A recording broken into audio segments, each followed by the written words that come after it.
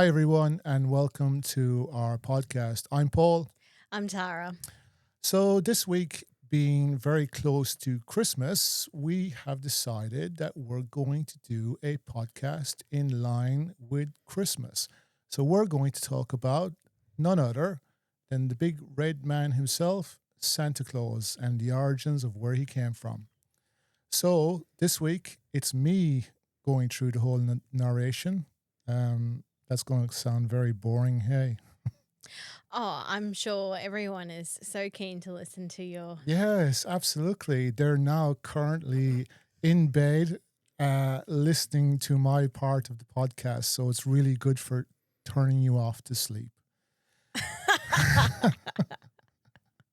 Maybe I should try that since I have sleep issues. I'll be like, you know what, I'm going to bed. I'm just going to listen to Paul talk for 15 minutes. Yeah, That will absolutely. help. Yeah, for sure. Okay. Thanks for that support, Tara. You're Anyway, welcome. moving on. So we're going to start with the origins of Santa. Saint Nicholas was born around 270 AD in Patara, a city in Lycia, modern-day Turkey. He came from a wealthy Christian family, lost his parents at a young age, and inherited their fortune. Instead of living a life of luxury, he devoted his life to faith, charity, and service to others. His devout upbringing in a devout household inspired him to pursue a life of service to God, eventually leading him to priesthood. Tradition holds that Saint Nicholas became Bishop of Myra in the early 4th century, likely around 317 to 320 AD. Nicholas's time as Bishop of Myra cemented his role as both a spiritual leader and miracle worker. His combination of charity, defense of faith, and legendary acts laid the foundation for his transformation into the figure of Santa Claus centuries later. Saint Nicholas was venerated widely after his death in 343 AD. His feast day on December the 6th became associated with Thanksgiving traditions. During the Middle Ages, the 5th to the 15th century, Nicholas's reputation spread widely. He became patron saint of children, sailors and merchants, and stories of his generosity, like secretly providing dowries, fueled traditions of giving. During the 16th century, in Netherlands, Santa Claus emerged as a bishop-like figure who gave gifts to children on December the 5th. Dutch settlers brought the Santa Claus tradition to New York in the 17th century. The name Santa Claus gradually morphed into Santa Claus in English. In 1809, Washington Irving's satirical book Knickerbocker's History of New York described St. Nicholas as a jolly figure. Irving's book is considered one of the first American works to reference customs that involved into Christmas celebrations. His depiction of St. Nicholas as jovial and generous contributed to the shift from a solemn saint to the merry Santa figure we know today. It was a turning point in the evolution of Santa Claus into American culture. In 1823, a poem called A Visit from St. Nicholas, better known now as 'Twas the Night Before Christmas by Clement Clark Moore, introduced the sleigh, reindeer, and chimney gift delivery. The poem described a miniature sleigh as St. Nicholas's mode of travel, 8 reindeer that are named Dasher, Dancer, Prancer, Vixen, Comet, Cupid, Donner, and Blitzen. It highlights St. Nicholas entering homes via the chimney to fill stockings hung by the fireplace. The poem popularized the custom of hanging stockings by the chimney with care, and describing Santa as a jolly old elf with a round belly, twinkling eyes, and rosy cheeks, shaping the modern image of Santa. So without the poem, the modern day Santa might look very, very different. It was in the 1860s cartoonist Thomas Nast gave Santa his iconic look: red suit, beard, and North Pole workshop. While Clement Clark Moore's 1823 poem gave Santa his sleigh and reindeer, Thomas Nash's 19th century illustrations cemented the visual identity we still recognize today: the red suit, beard, and magical North Pole. The concept of Santa was gaining popularity, but it was nowhere near the global icon we know today. In the 1890s, the very first department store Santa appeared in was in Brookton, Massachusetts, when James Edgar dressed as Santa to entertain children. The department store Macy's then adopted the Santa tradition, hosting elaborate Santaland displays, and in 1924 the parade of Macy's Thanksgiving Day Parade debuted in 1924. Ending with Santa's arrival. A spectacle that cemented Santa as part of Macy's holiday identity, and by the mid-20th century, Macy's Herald store flagship had created a full Santaland experience, making visiting Santa a family tradition. Another company that was instrumental in popularizing Santa was actually Coca-Cola. They commissioned Haddon Sundblom's illustrations to paint Santa for their winter ads in 1930. Sundblom's version showed a warm, friendly, human-like Santa, not just a jolly elf. While Thomas Nash had drawn Santa in red before, Coca-Cola's ads cemented the red suit as the look worldwide. Coca-Cola's marketing spread this image across magazines, billboards, and posters, making it the dominant version it is today. Radio programs in the 1920s and 30s often featured Santa stories, songs, and live Santa calls. Families across America could hear Santa's voice, making him feel real and accessible. Radio ads used Santa to promote toys, candy, and holiday shopping, reinforcing his role in consumer culture. Television broadcasts the Macy's Thanksgiving Day Parade, televised from the 1940s, showed Santa arriving at the end, cementing him as the holiday season's kickoff. Shows like Rudolph the Red-Nosed Reindeer, 1964, and Frosty the Snowman, 1969, brought Santa into living rooms worldwide. Santa became a recurring character in cartoons and holiday episodes, making him part of family traditions. Short films and newsreels in the 1930s featured Santa in department stores and parades. Miracle on 34th Street, 1947, portrayed Santa as both magical and real, boasting his cultural legitimacy. Hollywood films exported Santa imagery worldwide, blending American traditions with local customs. Today, this media has transformed Santa from a local holiday character into a universal symbol of Christmas joy and generosity. So why does Santa give presents to the good and not the bad? Early Christian tradition, St. Nicholas rewarded children who behaved well, reflecting moral lessons about kindness and generosity. In Europe, figures like Krampus punished misbehaving children, while St. Nicholas rewarded the good ones. The duality taught children about consequences. Clement Clark Moore's poem 1823, A Visit from St. Nicholas, reinforced the idea of Santa rewarding good children with gifts, while leaving nothing for those who misbehave. Thomas Nash's illustrations 1860. Nash popularized the naughty or nice list, showing Santa checking names to decide who deserved presents. The lump of coal is a folklore symbol of consequences, reminding children that Santa rewards goodness but notices misbehavior. In modern times, it's more of a joke than a real threat, a quirky part of holiday storytelling. So Santa embodied the idea that it's better to give than to receive, encouraging selflessness and charity. His laughter, warmth, and festive presence symbolizes happiness and celebration during the holiday season. Santa connects families and community, reminding people of shared traditions and togetherness. He links modern celebrations to century-old customs, keeping cultural heritage alive. Santa represents innocent imagination and a magical belief in something beyond the ordinary. Across nations, Santa has become a universal figure that transcends religion and geography, uniting people in festive spirit. Merry Christmas, everyone. Hi again and welcome back. So Tara, what did you think of that? Oh, it was just a beautiful picture montage for anyone who was actually watching, and they were like me when I pre-watched it, and I was like, ooh, wasn't that music so pretty? Yeah. Didn't listen to the narration at all. No, I was too busy just vibing with the background there. So do you have a better understanding now? Like when I did this research on Santa and the origins of Santa, I had an understanding of certain aspects of it. But in terms of, stuff like Coca-Cola being involved, I did not know that at all. I thought Coca-Cola was involved in most capitalism ventures across the world. Oh my God. Of course you have to throw a spanner into the works. I'm just highlighting. I think this is going to be great because you and I have had two completely opposite sort of experiences in relation to Santa. Whereas you have the real traditional route, and yeah. I do Yeah. not. Yeah.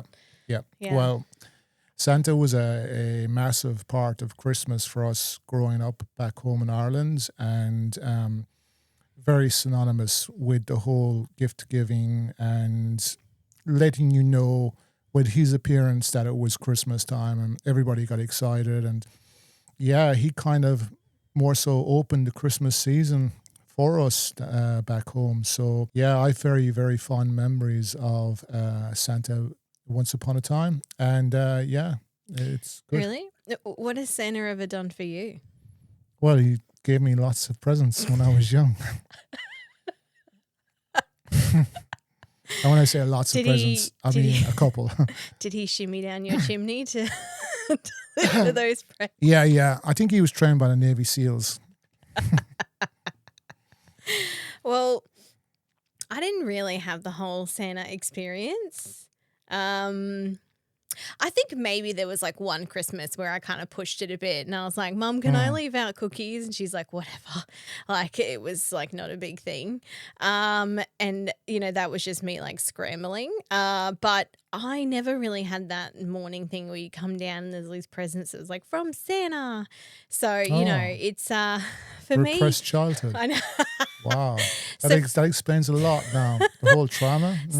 So for me, I've never hugely been into Christmas, like in the whole festive sense. And I feel like because Australia has such a different vibe about Christmas with summer and I don't know. It's just never been like really big for me. I think there's only been a few times that I actually went looking at Christmas lights, and it wasn't until I met my husband and became a stepmother did I actually have to really get involved with Christmas and understand Christmas, or the whole thing about giving. So would you have classed yourself as like a Grinch?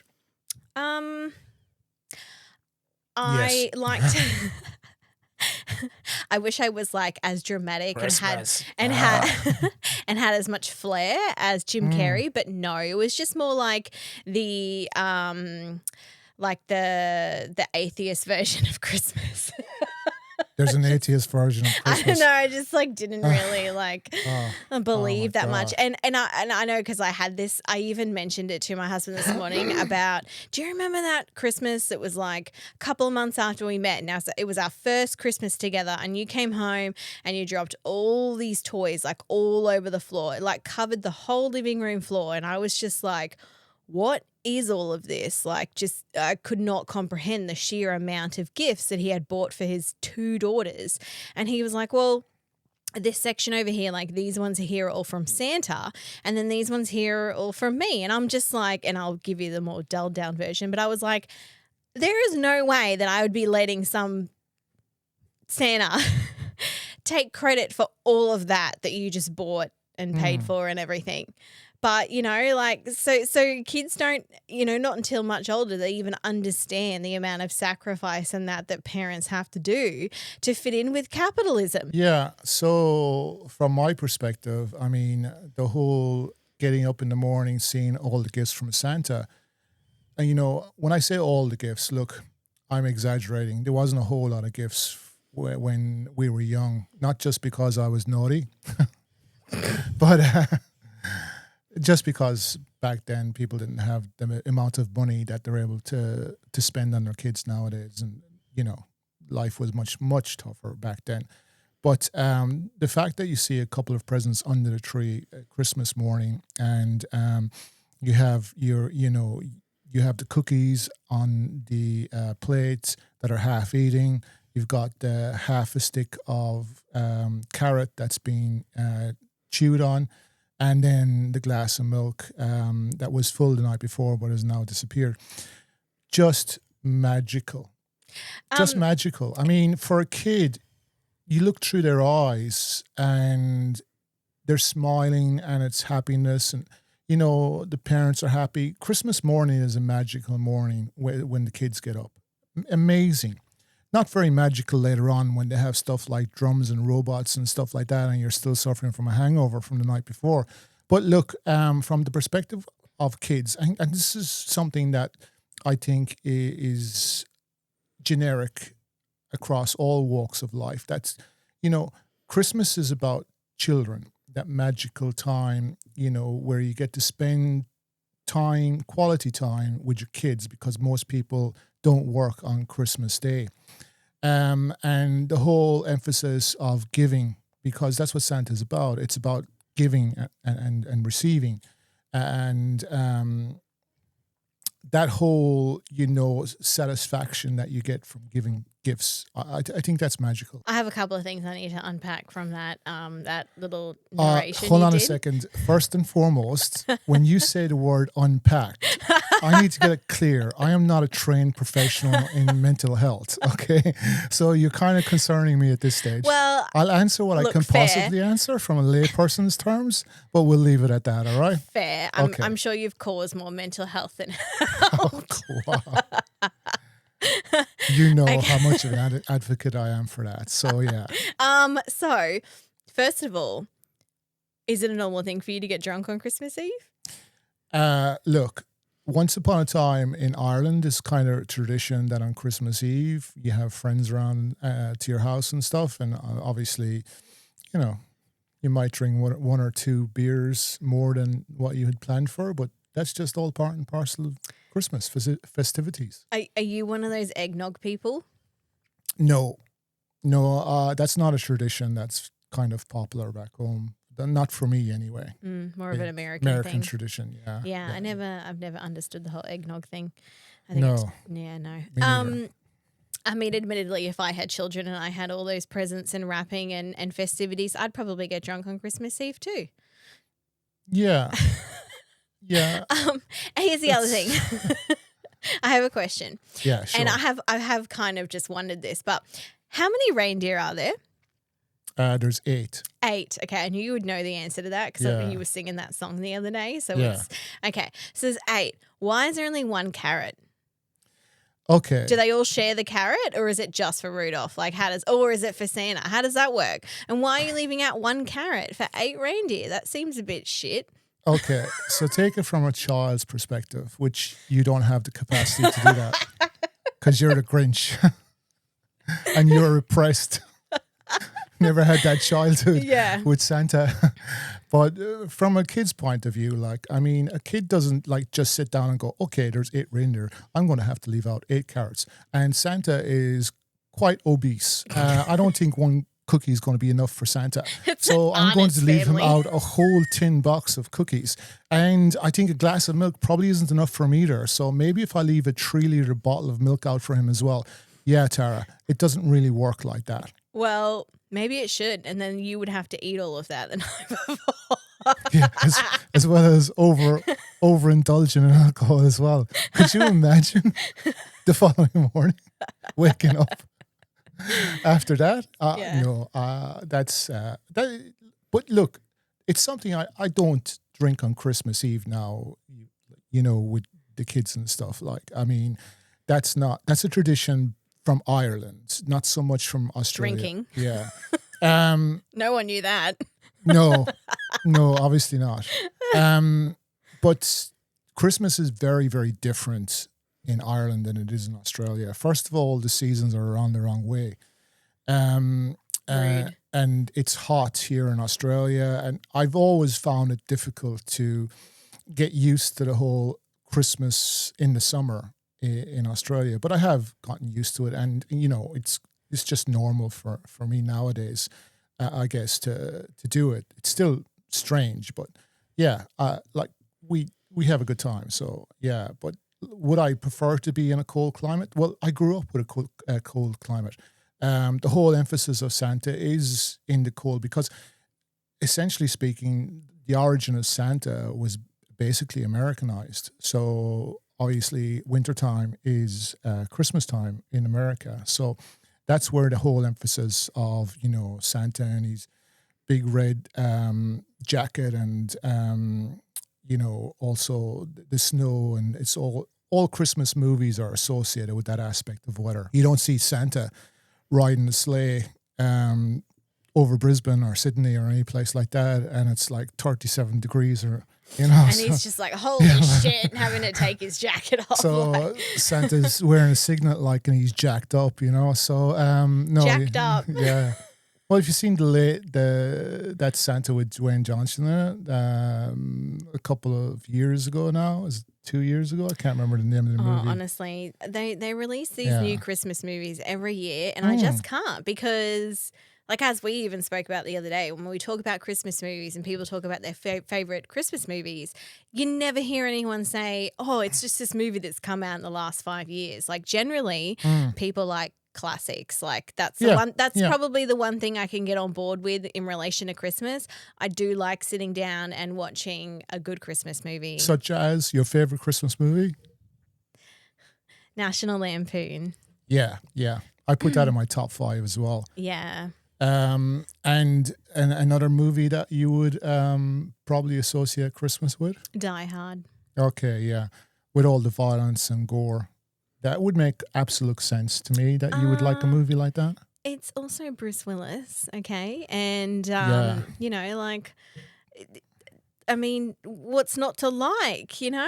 There's aggression, dudes in singlets, guns, you know, like abscaling down buildings. Love it. It's absolutely reminds me of Christmas at my house all the time. Right. Yeah, absolutely.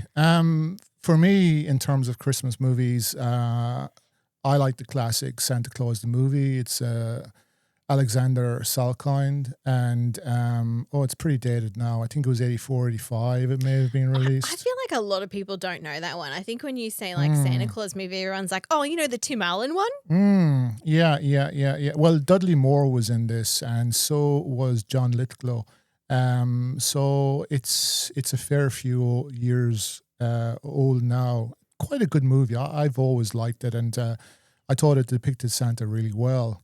I guess if I was looking at my second movie, and this is a movie that necessarily isn't a Christmas movie, but growing up in Ireland, it was on every Christmas day, and that was Willy Wonka and the Chocolate Factory with Gene Wilder as Willy Wonka, and that is Christmas for me. It's been on every Christmas day, you know, from I can't remember how young I would have been all the way up to, you know, the time I left Ireland. So, that for me is very Christmassy.